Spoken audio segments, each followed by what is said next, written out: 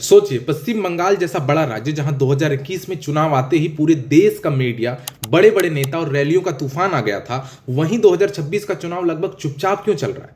न मीडिया का शोर, न बड़े नेताओं की रैलियां। आखिर बंगाल में चल क्या रहा है? पश्चिम बंगाल में ममता बनर्जी की टीएमसी सरकार के 5 साल पूरे होने वाले और मई के पहले हफ्ते तक नया मुख्यमंत्री भी शपथ ले सकता है।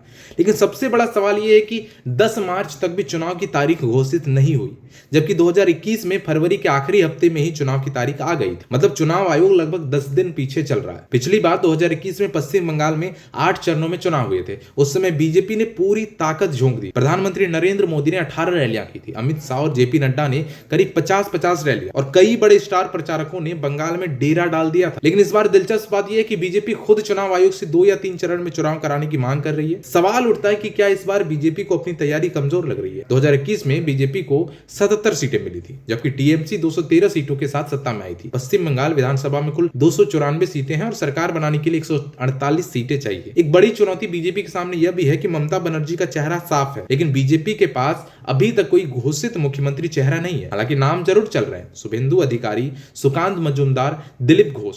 दूसरी तरफ टीएमसी नैरेटिव की लड़ाई में मजबूत दिखाई दे रही है, क्योंकि कई बीजेपी नेता हाल के महीने में टीएमसी में शामिल हुए। इससे यह संदेश देने की कोशिश हो रही है कि बंगाल में फिर से ममता सरकार आने वाली। एक और बड़ा मुद्दा है वोटर लिस्ट का स्पेशल इंटेंसिव रिवीजन, यानी एसआईआर। अब तक करीब 63 लाख वोटरों के नाम लिस्ट से हटाए जा चुके हैं और कहा जा रहा है कि करीब 60 लाख नाम और हट सकते। टीएमसी और वाम दल इसका विरोध कर रहे हैं और आरोप लगा रहे हैं कि उनके समर्थकों का नाम काटा जा रहा है। इसी वजह से ममता बनर्जी फिर से सड़क पर आंदोलन करते हुए दिखाई दे रही है। बंगाल की राजनीति में एक कहावत, जो सड़क पर है वही राज में। ममता बनर्जी की रणनीति साफ है, हाइपर लोकल राजनीति, बंगाली भाषा में प्रचार, लोकल मीडिया और वेलफेयर योजनाओं के साथ सीधे जनता से जुड़ना। और शायद यही वजह है कि जब तक आचार संहिता लागू नहीं होती, नेशनल मीडिया भी ज्यादा सक्रिय नहीं हो रहा। अब सबसे बड़ा सवाल यही है कि क्या 2026 का बंगाल चुनाव भी 2021 की तरह हाई वोल्टेज होगा, या फिर इस बार शांत माहौल में ममता बनर्जी एक बार फिर सत्ता में वापसी कर ले? आपको क्या लगता है, बंगाल में इस बार कौन जीतेगा? कमेंट में जरूर बताइए।